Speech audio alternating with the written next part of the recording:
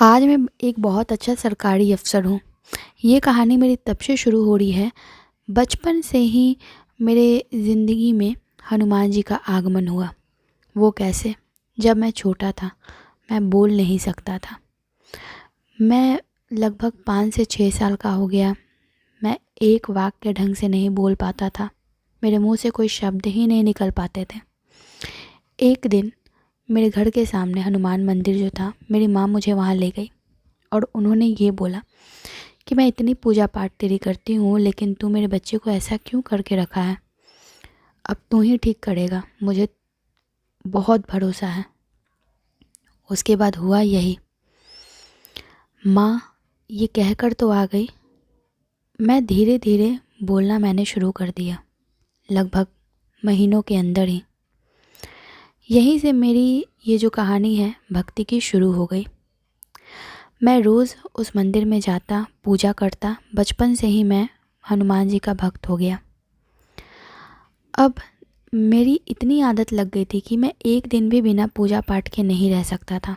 गांव में जो लोग थे उन्होंने बोलना शुरू कर दिया, अरे तू बाबा बन जाएगा, हनुमान जी की पूजा से कुछ नहीं होता है, अपने कर्म कर, अपने धर्म कर्म इन सब पर ध्यान दे, हमेशा पूजा पाठ में ही क्यों लगा रहता है। लेकिन मेरे मन में ये चीज़ें थी कि बचपन में इन्होंने ही मुझे ठीक किया है।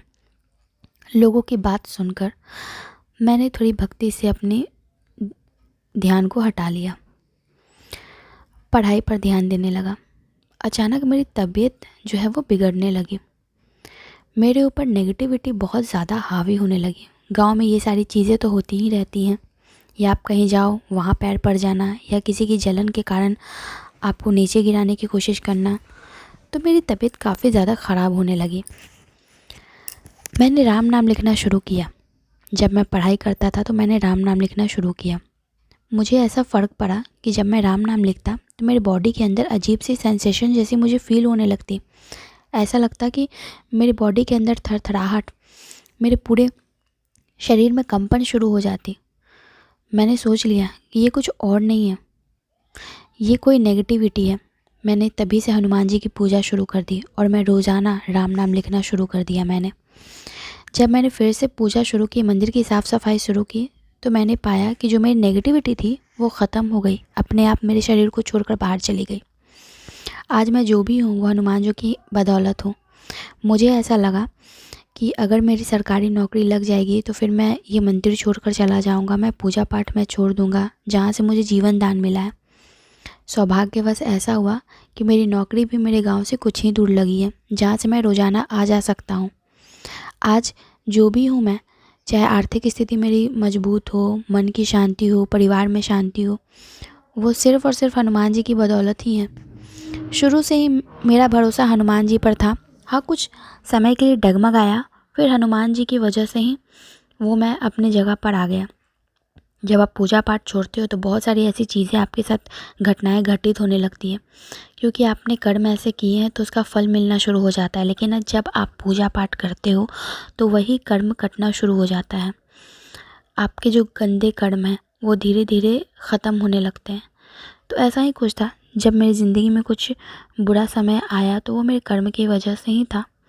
लेकिन अब सब कुछ ठीक है, मैं जो भी मांगता हूँ वो धीरे धीरे पूरा होने लगता है। लेकिन सच बोलूँ तो मुझे मांगने की इच्छा भी नहीं करती है। मुझे बिना मांगे मेरे जीवन में बहुत कुछ दे दिया है। अब मैं अपना पूरा जीवन हनुमान जी की सेवा में ही लगाना चाहता हूँ।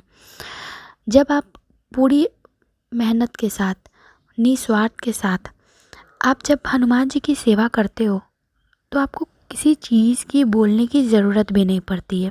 धीरे धीरे वो काम आपके बनने शुरू हो जाते हैं। अगर कोई दुश्मन खड़ा हो रहा है तो वो दुश्मन आपके दोस्त बन जाएंगे।